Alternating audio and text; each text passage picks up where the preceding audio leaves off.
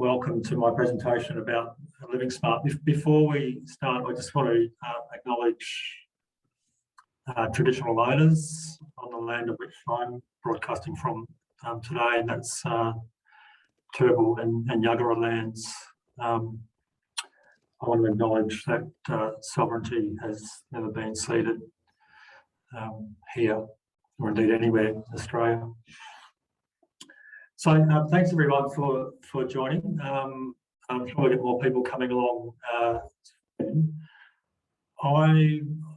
When I present, I like to present in a very interactive way. So if you're up for it, guys, if you want to unmute the microphone and turn on the video, happy for you to do that. Karen, how are you? Yeah, so and I do like to ask you guys questions as well as we're going. So hope that's not too daunting for anyone. So yeah, love for you to interact if you can. If you want to, you can use the chat function, and I'll monitor that. Raise your hand, ask me questions, and when we get into this, I'm going to ask you guys some questions. So I'm about to share screen. I'll just well, I was about to share screen. So now I don't know if you can hear me, but you need to allow me to share screen. Yeah, try that now, Gavin. Okay, thank you. Oh, beautiful. Here we go. Okay, let's just make that really big. So yeah, welcome everyone. So tonight I'm going to talk about the Livingsmart course. It's a course that's really about household sustainability, creating sustainable communities. So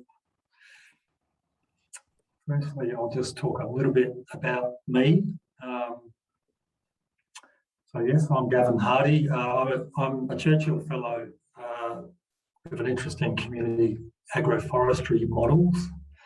You might have heard of food forests or community orchards. I'm a multi-award-winning landscape architect and permaculturalist. One of the people who helped set up Northey Street City Farm at Windsor in the city back in the day. Way back in the 1990s, and I've been involved in permaculture projects in Brisbane, community garden designs, numerous projects all over the place. I'm also the Queensland coordinator of Community Gardens Australia. I don't know if you've heard of Community Gardens Australia, but that's sort of the peak body representing community gardens and community food growing across the country. And for me, at least at this point in time, it's a volunteer role. I'd love it to become a paid role. Oh, that'd be nice. I'm also a sustainability educator and a mentor, and I also run two businesses. One is Gavin Hardy Designs, where I do landscape architecture, and Hearth Education, which is all about sustainability education. And there's my contact details at the bottom of the screen. You can connect with me in that way. So, what is Livingsmart? So,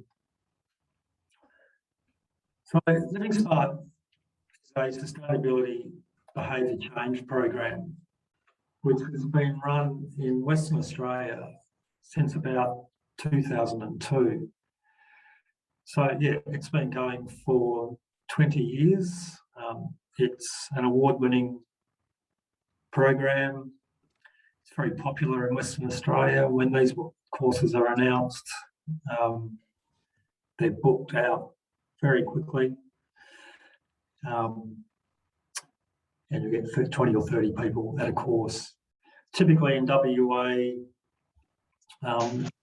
local councils will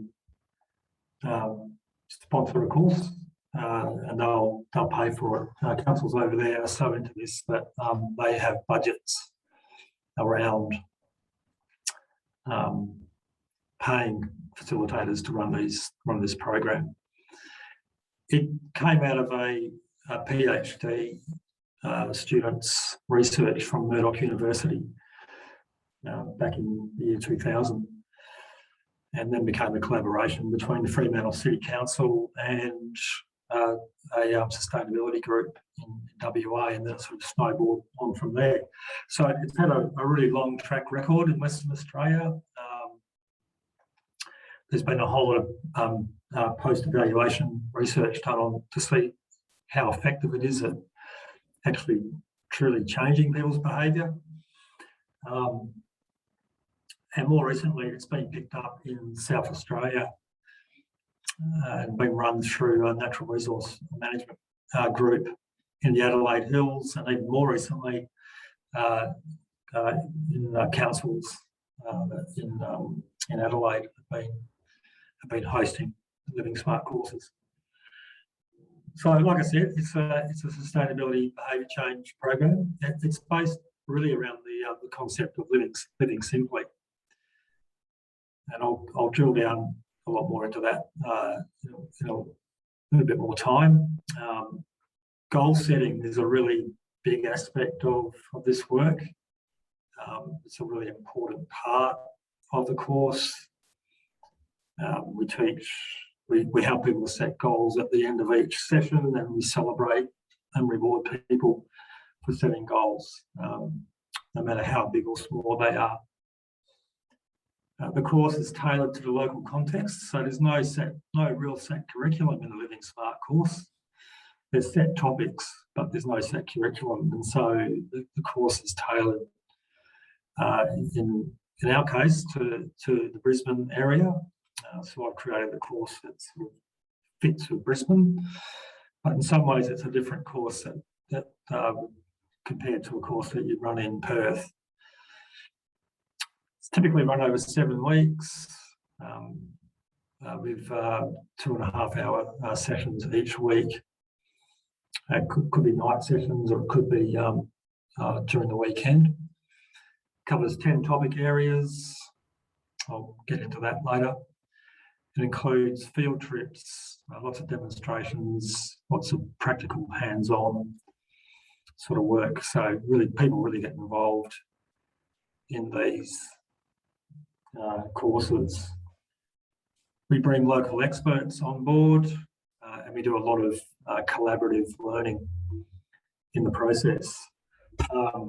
So adult learning principles, getting people involved, collaborating is really important. And I guess one of the essential things to say is that these courses are run face-to-face. They're not really run online. We find that they're a really great learning environment when you run these courses where people actually turn up and are in the same room together. Wow. Okay, so sustainability. I'd love for us to interact around this idea. If you're up for it, I'd love for you to turn your microphone off. But I'd love to ask you some questions. So, what does that word mean to you? Sustainability. It's a key aspect of what the Livingsmart course is all about. Is it relevant to you? And how would you apply it? So just have a little bit of a think about that. There's a lot of sustainability is sort of one of those words that's lost its meaning, I think, over a long period of time. And I think in this course we try to revive or reclaim that word from, I guess, interests and agendas that have, dare I say it, corrupted the word sustainability. So would anyone like to share what they think sustainability means to them, or how they might want to apply it. Anyone? Any takers? I think, hello, I'm Ash. Hi. I think, I mean, I've heard the definition around it being, enough for all forever. Yep. So I suppose, for me, I think of that as not taking and using more than what I need to, I suppose, just meet my own needs. And I suppose that's different for everyone, but then I guess you can look at the hierarchy of needs for humans in terms of survival and basic comfort and needs, but I suppose basically it's just being conscious with what I take and the resources that I use in my life. Yeah, fantastic. That's great, Ashley. Yeah, a couple of things I got out of that just then. So I think you talked about the future, or future generations, and certainly in the sustainability literature, at the United Nations level, they talk about future generations and ideas of equity and fairness and impacts and dependency, both our dependency on the planet, but also the planet's dependency on us. We've got to a point where there's so many humans that we're now affecting the planet, the age of the Anthropocene. Would anyone else like to share any ideas there? Anthropocene? Anyone else? No? Yeah, so for me, the words resilience is a key thing for me for sustainability. So at a personal level, at a household level, your ability to bounce back from shocks, your ability to bounce back from the pandemic and all its implications, your ability to bounce back from other things that are going on in the world. So that to me is a really a key concept that I use in sustainability. But it's also about contentment. This idea of deep happiness. What is it how do I balance both this idea of resilience but being content at the same time? Balance and awareness. So I think Ashley picked up on that word, being conscious about what you're doing. Awareness, really important. And simplicity and fun. I think, if change isn't fun, has some level of jollity to it, then it gets so much harder to do. So you incorporate a bit of fun into this process. And certainly that's what we do in a Livingsmart course. They're quite fun courses to be involved in. Okay, so living simply. I love this quote from Bill Mollison, one of the co-founders of the permaculture movement. The problems of the world are increasingly complex. Although the problems of the world are increasingly complex, the solutions remain embarrassingly simple. And I think there's a lot of potency in that statement, because simplicity sort of implies not consuming so much. And of course, when you think about what the things we consume, and its impacts, for example, on climate, everything that we consume contains embodied carbon, or almost everything we consume. If you look around your room right now, look at your technology that you're using to see me speak tonight, the lights, the paint, the desk, the chair, all of them are made with fossil fuels, and they all have an embodied amount of carbon, and they're all mined from some place, usually these days often from overseas, and had an impact on the people. The resources that we use to make these products probably had an impact, perhaps good, perhaps not so good, on the local people.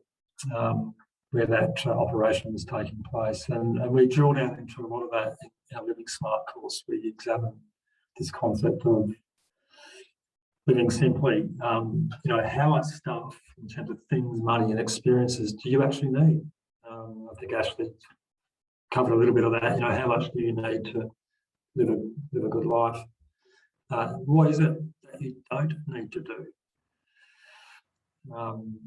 We're constantly thinking in this world about what we do need to be doing. What is it that you actually don't need to be doing?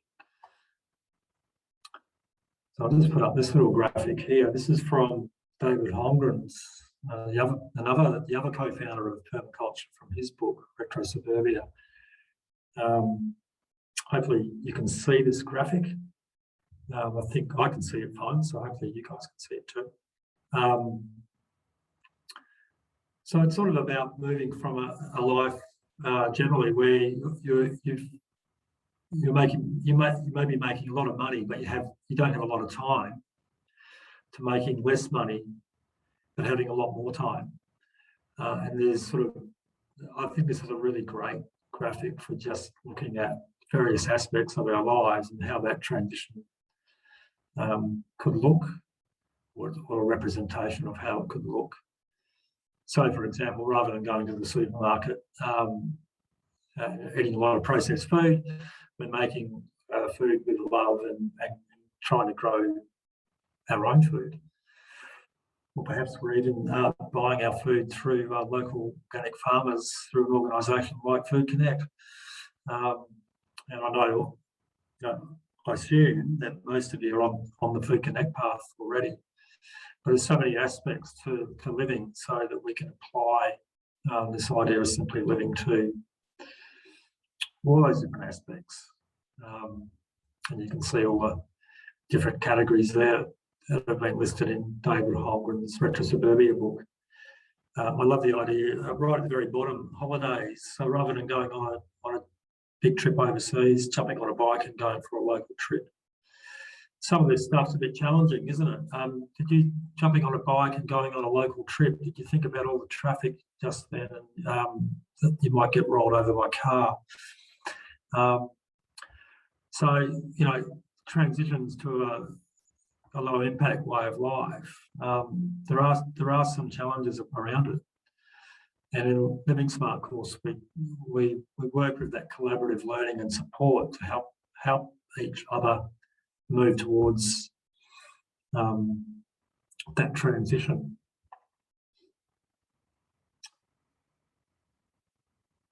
So another little exercise for you. So have a little go at this little thought experiment. And this is around consumption and living the material life. So, what is your favourite shop that you cannot resist? You've got some shop that you just love. I know I've got one. It's my local Bunnings. Perhaps you've got a shop that you just love. When you go in there, oh man, you just want to buy stuff. When I go into Bunnings, God, I go in there with my list, but pretty soon afterwards, the list goes out the window, and I'm thinking about 3 other things that I've seen that I want to buy. So, what are your thoughts and feelings around imagining you're in that shop and wanting to buy something? And are you aware of your thoughts and feelings when you're in the shop? Have a think about that. But I'd love for you to be able to take that little thought experiment with you this week, or the next couple of weeks, or maybe the next month. Go into that shop and just, what are your thoughts and feelings about wanting to consume stuff? Because a lot of this stuff is in the mind. There's a psychology around how we live. There's a mantra in our modern world about, the only good life is the life that's a material life, and that's true to a certain extent. We do need some material comfort to live a good life, but to the extent that we've been advertised to, I'm not so sure. So the Living Simply concept really drills into that sort of stuff. So goal setting is another really important part of the Living Simply behaviour change program. Each week we set goals around certain topics that we're talking about. I'll send a midweek email to people just to ask them how they're going with their goal. It could be a really small goal, it could be a very simple small goal, or it could be bigger. But whatever it is, we come back the next week and we celebrate how people have got on with that. And goal setting can be different strokes for different folks. So some people are very intuitive with their goal setting. Other people are quite rational with their goal setting. And there's sort of hybrids and blends of that way of doing things in between. So I know for me, I keep a bit of a vision book. It's my sort of my dream book. This is a vision I have for what I want to do with my life. And I get that going, and I really emotionally connect with whatever that vision is. And then I set goals. So I set goals around how to achieve that vision. And in the Livingsmart course, we recommend it's not a mantra or anything, or not dogmatic or anything.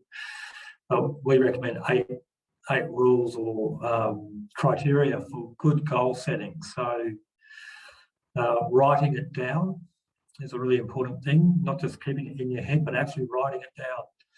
And be really specific about the goal. Be positive and in the present tense. Because I'll get into the mind stuff in a little bit. I'll just go through these eight. Challenging but realistic. So goals that are really easy aren't really goals, I guess. You want to have some sort of challenge in there. They need to be measurable. They need to have a deadline, but they need to be flexible as well. Maybe you come across an even better solution or a better thing related to the goal. And like I said before, we need to be able to celebrate our goals. The mind stuff is interesting. Like the subconscious can't tell the difference between what's real and what's imagined. So whatever you put in to this amazing computer called our brains, you'll start believing. And there's a whole lot of research around goal setting. And if you look at the image at right, the ladies who are sewing, perhaps they're learning to sew. So setting a goal around learning to sew. So, be very specific. So it could be a goal like if you're incorporating these 8 rules. So by the end of the year, I want to have learnt how to sew 3 shirts. And I want to have bought a sewing machine for less than X amount of dollars. So you're setting a time frame, you're setting a deadline, it's measurable. There's 3 shirts, there's a sewing machine for X amount of dollars. It's a bit of a challenge. It's positive and in the present tense. So that's sort of some stuff that we also get right into in the Livingsmart course. It's really important. I don't know how many of you have done courses in the past, but coming out of that course, it could have been quite challenging setting some goals around that because that maybe wasn't taught, and I'm not sure if it's a really strong aspect of our culture in general. So the 10 topics. The 10 topics in the Livingsmart course are living simply, as I was talking about before. If I go in an anti-clockwise direction, waste. So we look at waste. I think generally our culture is really getting on board with the whole waste idea. We drill down into the waste issues specific to Brisbane. Did you know that we only have one landfill in Brisbane, and that's at on the south side, on the south-western side of town, southeastern side of town, at Roachdale, and there's only 5 more years before that landfill is full. There's no other landfill. There's no plan for a new landfill in Brisbane, and the possible plan is to just ship it out to Ipswich, all of our waste, with the potential of filling old coal mines with our waste. So it's a massive issue for Brisbane. So, what can we do around waste? We look at gardening and shopping for food. So, you guys are on board, Food Connect. Hopefully you're already involved with buying food through local organic farmers in the region. But also we look at growing food at home. We look at water, particularly drinking water supply. There's some massive issues coming up in Australia around water. Australia's moving into desalination, getting our drinking water from the sea. It's the most expensive water you can get. And then we get into energy. We start looking at energy use in and around the home. We look at community, we look at transport, healthy healthy homes, and gardening for biodiversity.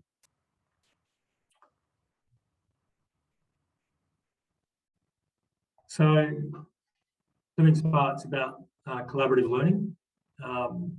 So everyone is on the path of learning, but we all about everyone's on the path around sustainability. I mean, I think we're all doing something in our world. There's not too many people who aren't doing something around sustainability.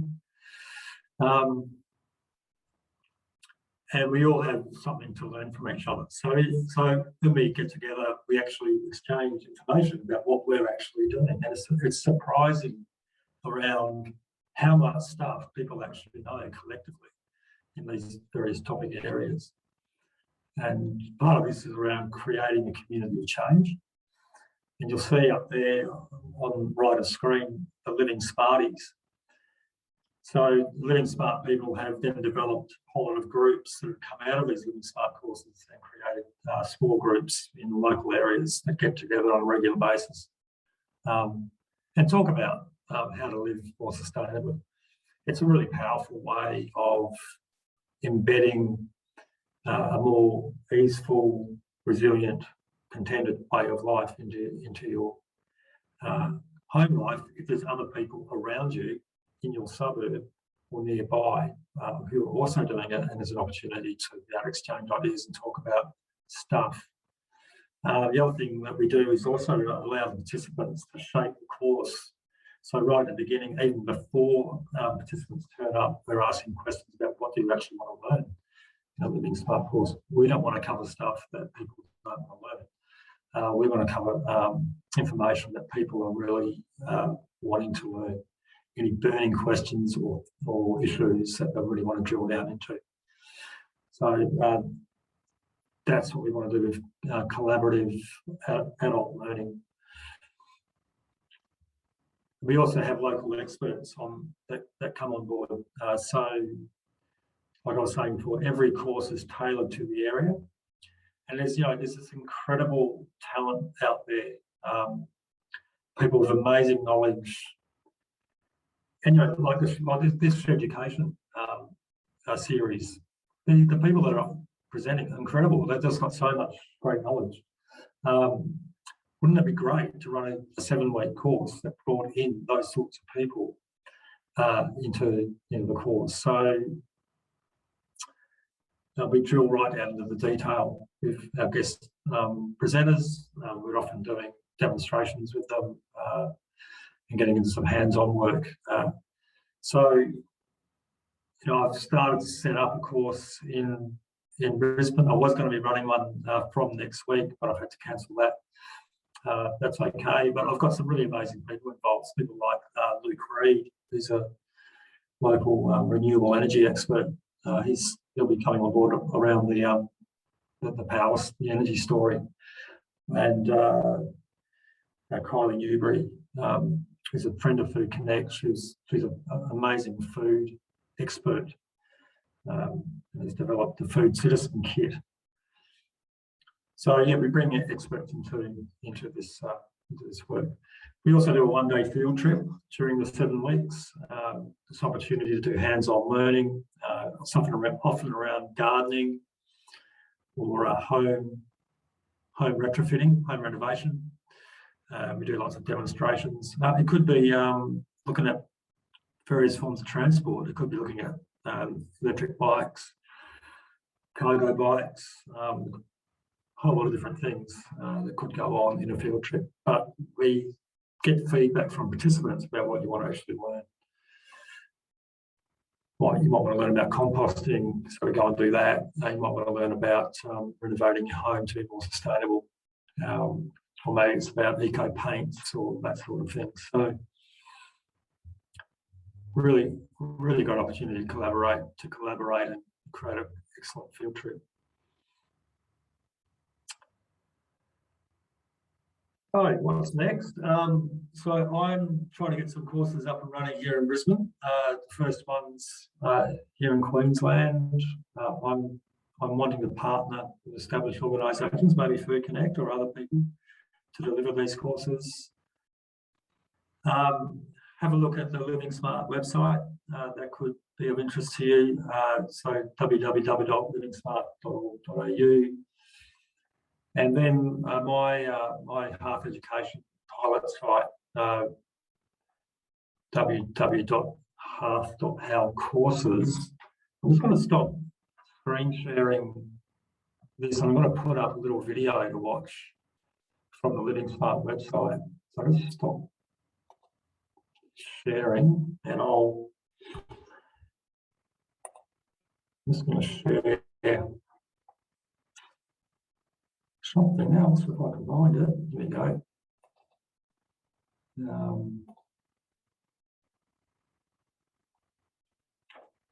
So I'm just going to show this video.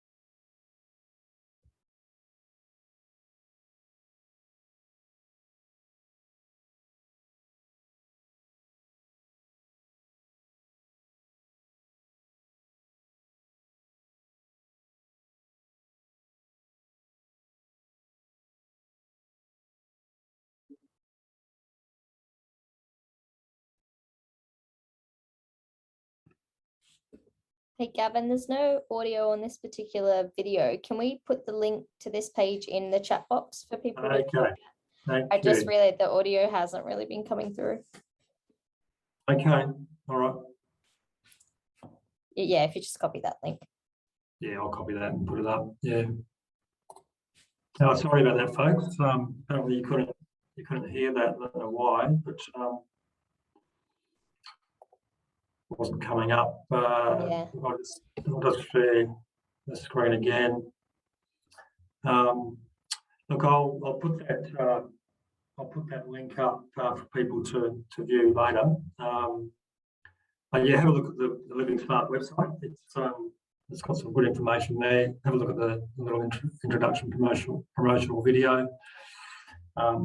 It says it a lot better than what I've just said it in 3 or 4 minutes.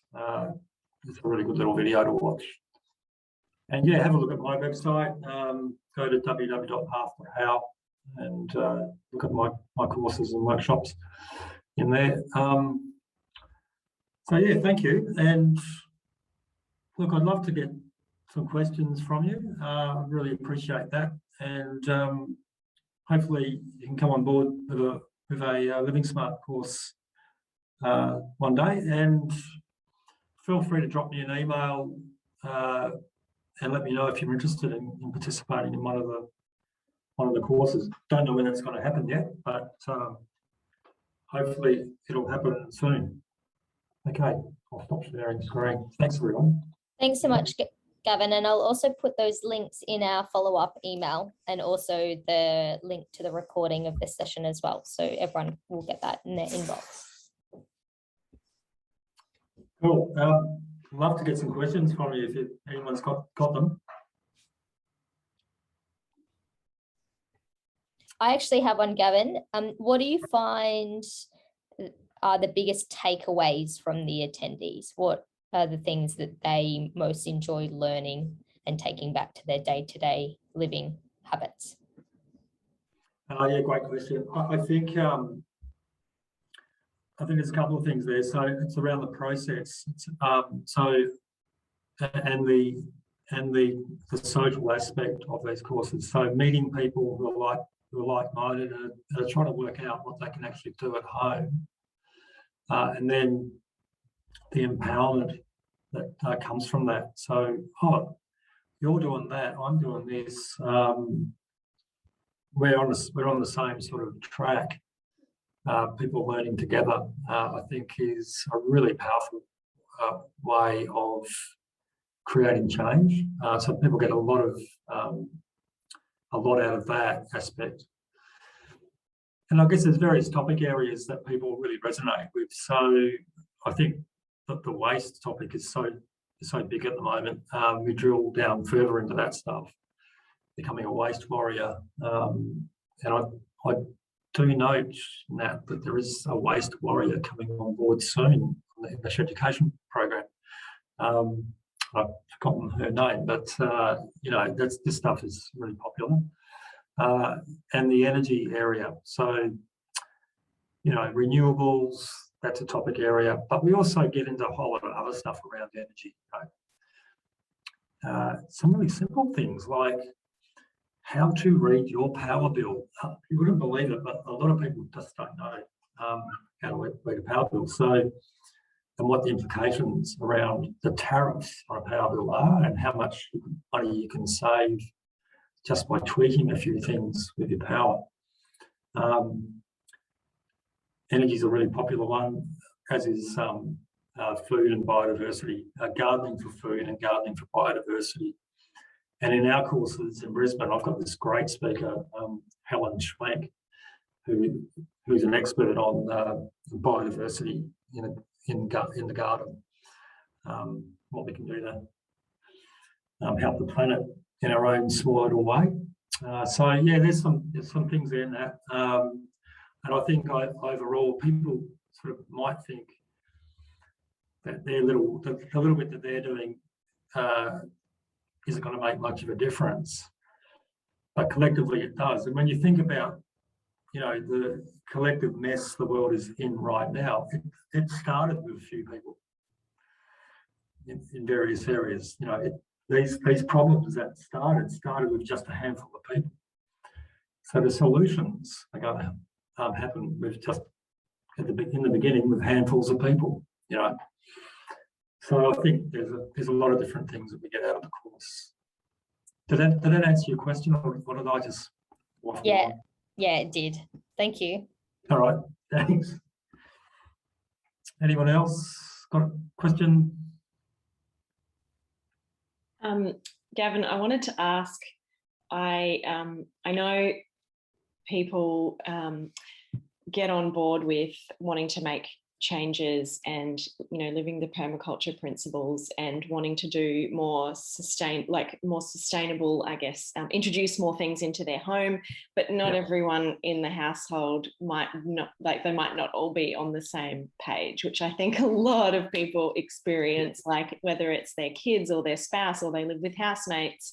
What are your tips around still continuing to, do what you got to do when not everyone in your household or in your life is on the same page. So if you think the example about the waste thing, it might be, please don't give our kids unnecessary gifts for Christmas or whatever it might be. Or, we're trying to reduce our plastic packaging. Please don't, and not everyone sort of understands where you're at. I just would be keen to hear your tips on that. Yeah, that's a great question, Ashley. Yeah, because it can be challenging rocking the boat a little bit, can't it? Look, I think there's a permaculture principle just came to my mind before was small and slow. There is a bit of an exercise here in patience, isn't there, with getting other people on board. So taking it slowly, taking it small, just showing people the reasons why there's this idea is a good idea. Why shouldn't your children get a present at Christmas? Well, I think when people understand the issue, they come on board with it. They might not seem to at first.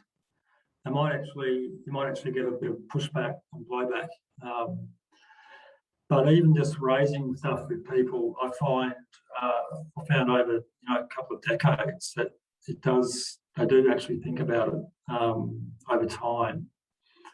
And that's what I mean about small and slow, chipping away. You're doing your thing, that's fine. You do what you can, and others will follow. Even if they don't follow, at least you're doing something that you can do. But yeah, some people can get caught up in a thought bubble of I can't do anything, I'm stuck.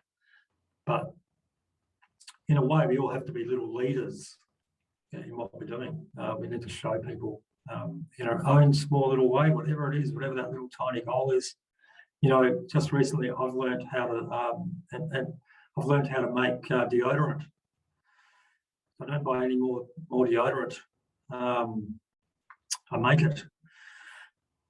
Maybe just some of you have been making it for years and you think, gee, this guy doesn't know anything about sustainability. We've been making deodorant for a long time. One of the things I've found over time is I just learn so much from different people. Hopefully that might have answered the question, Ashley.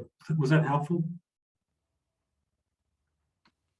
Unmute, sorry. Yes, it was. Thank you. I think I was just thinking of your point around making it fun as well, like not just for you, but then people around you can see that it's fun and it's also appealing. Yeah, that's right. The fun aspect is so important.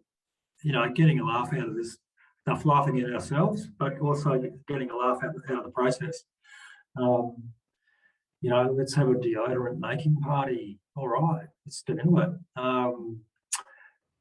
Those sorts of things. I think also learning around food, around preparing food and making food, having these conversations around a nice meal. That's a bit of fun too. Wow. Yeah. Great. Okay. Any more questions, guys?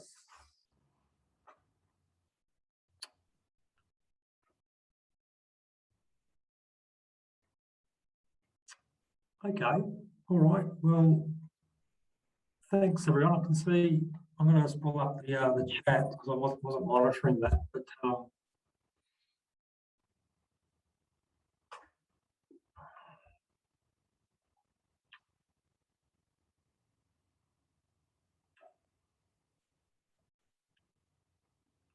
thanks, Gavin. Any Livingsmart champions that you can recommend on the Sunshine Coast? We're specifically looking for support for a tiny off-grid home up here.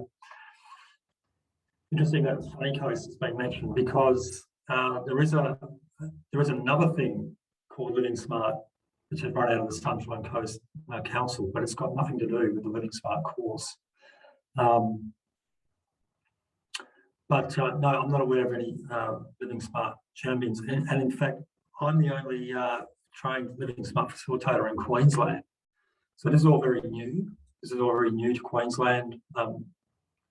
I have a vision of more facilitators coming on board as we get more of these courses up and running. And look, sorry about the sound. I wasn't aware that you guys weren't getting any sound, so hopefully you actually heard me tonight.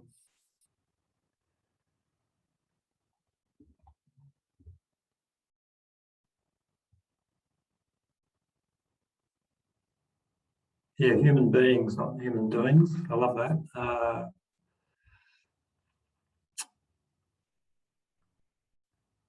Yeah, Roachdale. Yeah, Roachdale's where the landfill is that is going to run out in 5 years.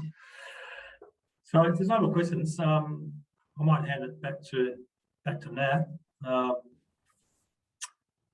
and we might say goodbye. Yeah, thanks so much, Gavin. We really appreciate you taking the time to chat to us tonight.